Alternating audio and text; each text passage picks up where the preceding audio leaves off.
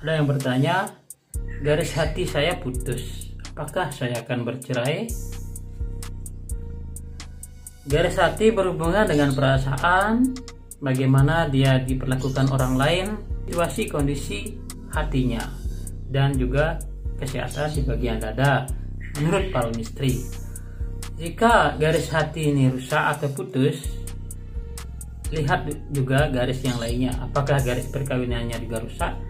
Jika garis perkawinannya rusak, kemungkinan besar itu berhubungan dengan sakit hati bersama pasangan atau pacar atau pernikahan atau yang lain sebagainya.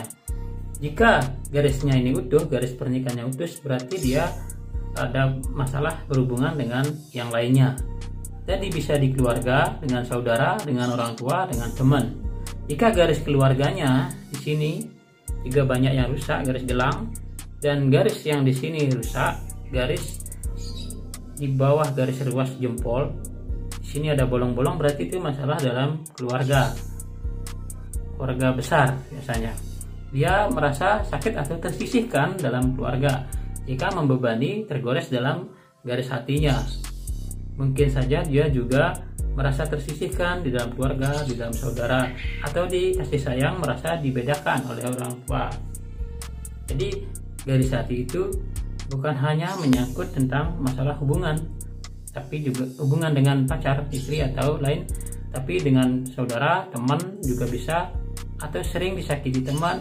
Sudah berbuat baik, dianggap kita berbuat baik, tapi teman kita mengabaikannya dan membalasnya dengan hal yang tidak baik, sehingga sering merasa tertekan dalam hati. Itu goresan ini artinya refleksi dari apa yang dirasakan di garis hati. Jadi bukan berarti garis hatinya putus akan bercerai atau gangguan dalam rumah tangga, belum tentu, karena juga akan ada garis lain yang mendukung. Jika garis pikirannya bagus, garis pikiran ini bagus, tidak putus, maka dia sangat kuat atau bijaksana dalam menghadapi suatu masalah, sehingga masalah yang lebih besar tidak akan terjadi. Jika garis kehidupannya bagus juga, garis hati ini malah hilang powernya. Jeleknya garis hati hilangan power karena garis yang lain bagus. Jika garis kehidupannya bagus, ini jalur kehidupan, maka walaupun garis hatinya rusak, dia bisa menanganinya, atau istilahnya banyak cobaan yang dialami tetapi dia bisa tangani karena garis kehidupannya kuat. Itu cara mengkombinasi dengan garis-garis yang lain, jadi tidak dibaca sendiri.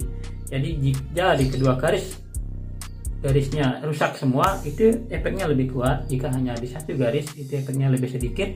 Dan jika hanya di garis tangan kiri, itu berarti telah terjadi di masa lalu. Jika di tangan kanan, itu cenderung saat ini atau mungkin karena ke depan terjadi.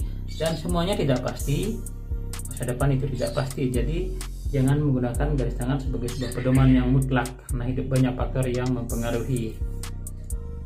Jadi begitu, garis hati yang rusak bukan berarti cerai, dan juga bukan berarti masalah yang besar. Jangan takut, karena semua bisa dirubah dengan usaha.